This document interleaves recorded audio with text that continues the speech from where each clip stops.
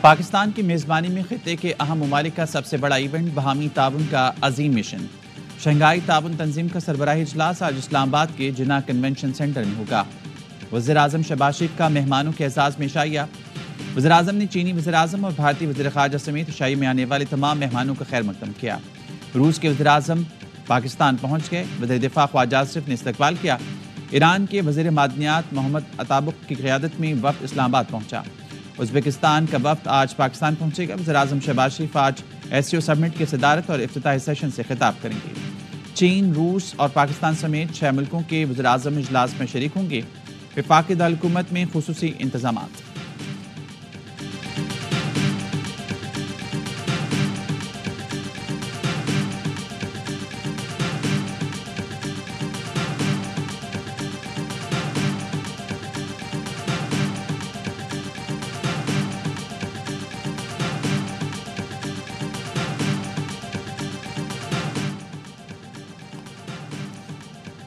وزیر اعظم شہباز شریف سے تاجکستان کے وزیر اعظم کی ملاقات، دو طرفہ تعلقات میں مثبت پیش رفت پر اطمینان کا اظہار۔ شہباز شریف نے کہا پاکستان اور تاجکستان میں دوستی اور تعاون کا پائیدار رشتہ ہے۔ وزیر اعظم سے قازقستان کے ہم منصب کی ملاقات، دونوں ممالک کے درمیان تجارت اور سرمایہ کاری کو بڑھانے اور علاقائی روابط پر فروغ پر اتفاق۔ وزیر اعظم نے زراعت اور تجارت کے مشترکہ ورکنگ گروپس کا اجلاس جلد بنانے پر زور دیا۔ مستقبل میں دو طرفہ تجارت بڑھانے سے متعلق مل کر کام کرنے پر بھی اتفاق۔ SCO اجلاس کی سائیڈ لائن ملاقاتیں خصوصی اہمیت کی حامل۔ چین سے اربوں ڈالر کے معاہدوں کے لیے مفاہمتی یادداشتوں پر دستخط کا امکان۔ روس کے ساتھ ریلوے، توانائی اور انفراسٹرکچر پر بات چیت ہوگی۔ بیلاروس کے ساتھ ٹریکٹر کی تیاری کے منصوبے پر گفتگو ہوگی۔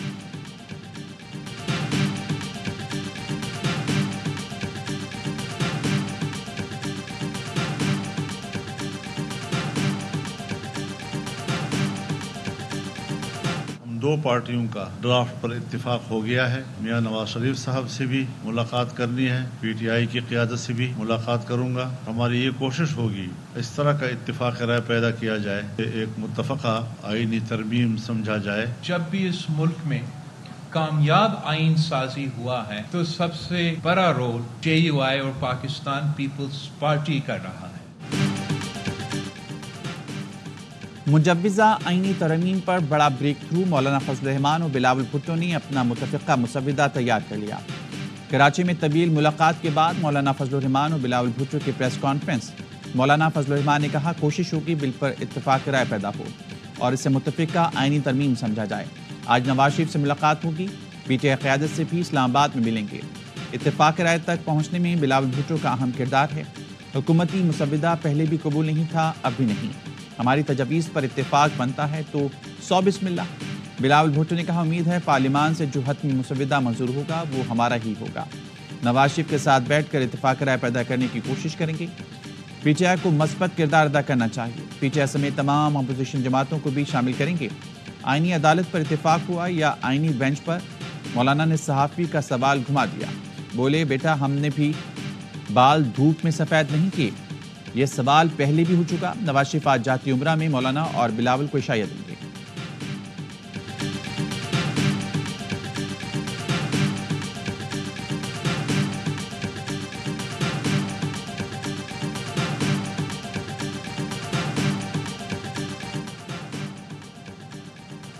چھبیسویں آئینی ترمیم منظور کرانے کا مشن، حکومت کا 17 اکتوبر کو قومی اسمبلی اور سینٹ کے اجلاس طلب کرنے کا فیصلہ۔ آئینی ترمیم سینٹ سے پہلے منظور کرانے پر غور۔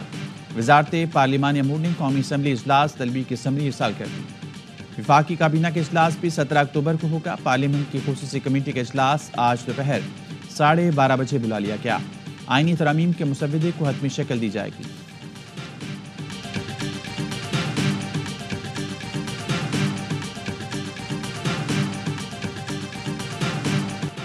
چین کے وزیر اعظم کی صدر مملکت آصف علی زرداری سے ملاقات۔ CPEC منصوبوں پر عمل درآمد تیز کرنے کی ضرورت پر زور۔ صدر نے کہا پاک چین دوستی کے دشمن چینی شہریوں کو نشانہ بنا کر تعلقات خراب کرنا چاہتے ہیں۔ چینی شہریوں کی سیکیورٹی بڑھانے کے لیے تمام ضروری اقدامات کریں گے۔ چینی وزیر اعظم بولے پاکستان اور چین اچھے بھائی، پڑوسی، شراکت دار اور دوست ہیں۔ دونوں ملکوں نے عالمی چیلنجز سے قطع نظر ایک دوسرے کی مسلسل حمایت کی ہے۔ چینی وزیر اعظم کے اعزاز میں صدر آصف علی زرداری نے نذرانہ بھی دیا۔ वज़ीर-ए-आज़म शहबाज शरीफ, army chief general Syed Asim Munir की शिरकत, नायब वज़ीर-ए-आज़म इसहाक डार, DGISI lieutenant general Asim Malik, वज़रा और दीगर अहम शख्सियात की भी शिरकत।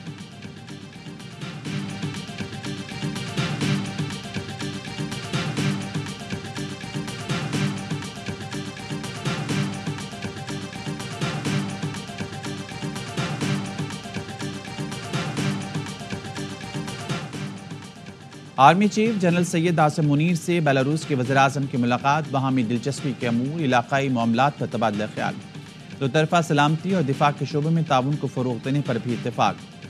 ISPR के मुताबिक आर्मी चीफ ने इलाकाई और आलमी अमन के लिए बेलारूस के किरदार को सराहा। जनरल आसिम मुनीर का पाकिस्तान बेलारूस अस्करी ताउन को मुस्तक़बिल में मज़ीद फ़रोग़ देने की ख्वाहिश का इज़हार। बेलारूस के वज़ीर-ए-आज़म ने इलाकाई अमन सलामती के लिए पाकिस्तान की मुसल्लह फ़ौज के किरदार की तारीफ़ की। दहशतगर्दी के खिलाफ जंग में मुसल्लह फ़ौज की कुर्बानियों को सराहा। मैं जानता हूँ भारत का वजीर खारजा हो वो शायद रह नहीं पाएगा, और जहाँ तक दहशतगर्दी भारत का बयानिया है वो जरूर शायद उसको दोहराएगा। पाकिस्तान के अवाम से अपील करूंगा, अगर वो करता भी है, हम होस्ट है, आपका मेहमान से कोई गलती होता है तो हमें उसको माफ करना चाहिए। जानता हूँ भारतीय वज़ीर ख़ारजा रह नहीं पाएंगे और दहशतगर्दी पर अपना बयानिया दोहराएंगे। भारतीय वज़ीर ख़ारजा अपना बयानिया दोहराएं तो भी बतौर मेज़बान हमें उन्हें माफ़ कर देना चाहिए। पाकिस्तान और भारत को बातचीत का आगाज़ करना चाहिए। SCO इजलास में जयशंकर की आमद पर अहम है। Chairman peoples party Bilawal Bhutto Zardari की IY न्यूज़ की खुसूसी ट्रांसमिशन में गुफ्तगू का भारतीय वज़ीर-ए-आज़म में एतमाद होता तो वो खुद पाकिस्तान आते। क्या ये मुमकिन नहीं कि पाकिस्तान और भारत मिलकर मौसमियाती तब्दीली से निपटने के लिए बात करें? गौर करें दहशतगर्दी से कैसे बचा जा सकता है। SCO के मौके पर ऐसी बात नहीं करना चाहता जो भारतीय वज़ीर को बुरी लगे।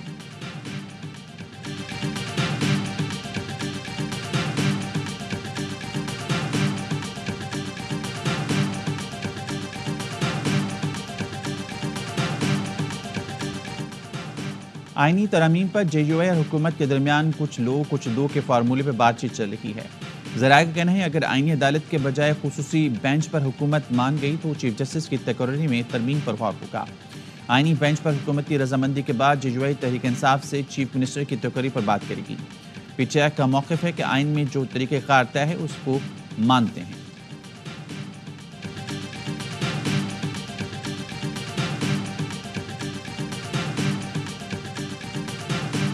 यही supreme court highest constitutional court है, लिहाजा इसके मुतबादल कोई कोर्ट नहीं बनाई जा सकती। ये वकीलों की लाशों पर से गुजर के बनाई जाएगी। ये नहीं बनने देंगे, नहीं चलने देंगे, भूल जाओ।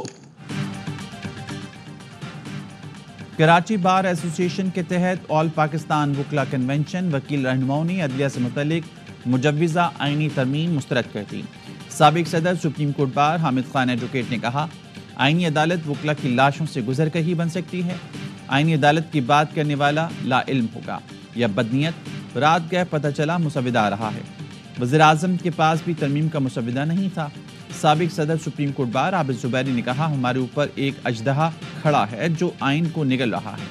आइन में लिखा है इसके बुनियादी ढांचे को तब्दील नहीं कर सकते। सदर इस्लामाबाद हाई कोर्ट बार रियासत अली आज़ाद ने कहा जिस अदालत की तैनाती सियासी होगी उसके फैसले भी सियासी होंगे। बैरिस्टर सलाहुद्दीन ने कहा इन तरामीम से अदलिया की साख मुतासिर होगी। कन्वेंशन से मारूफ वकील रहनुमाओं का भी खिताब।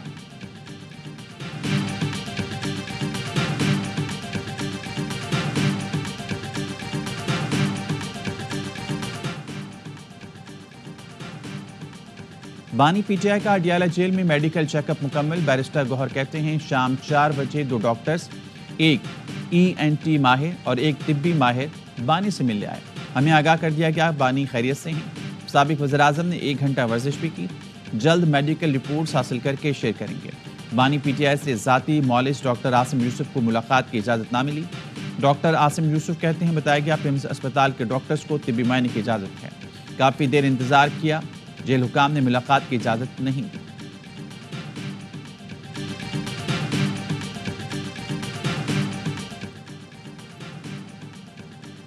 कनाडा ने भारत पर संगीन इल्ज़ामात आयद किए हैं। चाहते हैं भारत इल्ज़ामात को संजीदा ले और कनाडियन हुकूमत से तावन करे। तर्जुमान अमरीकी महकमा खारजा की प्रेस कॉन्फ्रेंस। भारतीय एजेंट्स की अमरीकी शहरी के कत्ल की साजिश से मुतल्लिक सवाल पर मैथ्यू मिलर ने कहा دیکھنا چاہتے ہیں کہ اس معاملے کی مکمل تفتیش کی گئی ہے یا نہیں۔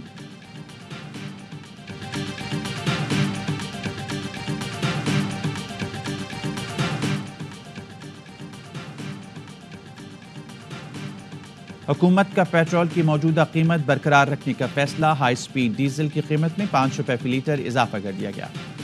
کالج میں جو واقعہ ہوا ہے اس کے لیے سوشل میڈیا پہ کافی ویڈیوز وائرل ہوئی ہیں، اس میں یہ پروپیگنڈا کیا جا رہا ہے کہ مطلب ہماری بچی کا نام لیا جا رہا ہے۔ اس میں کوئی ایسی چیز نہیں ہے کہ ہماری بچی گھر پہ ایک انسیڈنٹ ہوا ہے کہ پاؤں سلپ ہونے کی وجہ سے وہ گری ہیں۔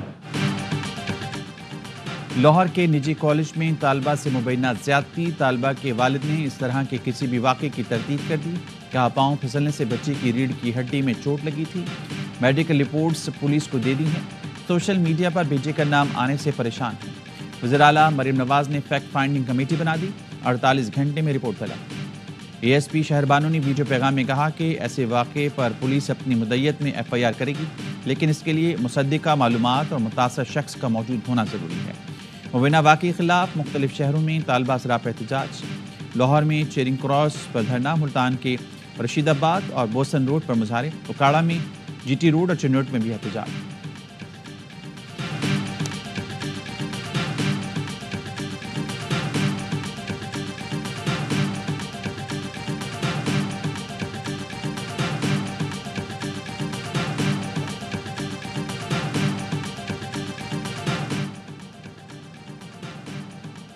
پنڈ دادن خان میں نجی اسکول کی کینٹین میں 8 سالہ طالبہ سے مبینہ زیادتی کا ملزم گرفتار، مقدمہ درج، ملزم امتیاز نے بچی کو ورغلا کر زیادتی کا نشانہ بنایا، طالبہ اسکول سے گھر پہنچی تو خوف کا شکار تھی، بچی کی ماں نے صورتحال جاننے کے بعد پولیس کو آگاہ کیا، بچی کے میڈیکل ٹیسٹ میں زیادتی کی تصدیق ہوئی۔